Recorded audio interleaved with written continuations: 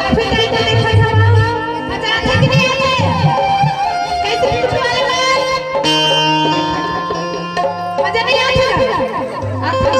खाली खाली खेल रहे हैं अब वापस चले गए आप कैसे जी मजा आता ताली बजाओ सच्ची सुंदर कैसे ना अरे हम कलाकारों की जिंदगी में कभी खुशी नहीं अरे हम कलाकारों की जिंदगी में कभी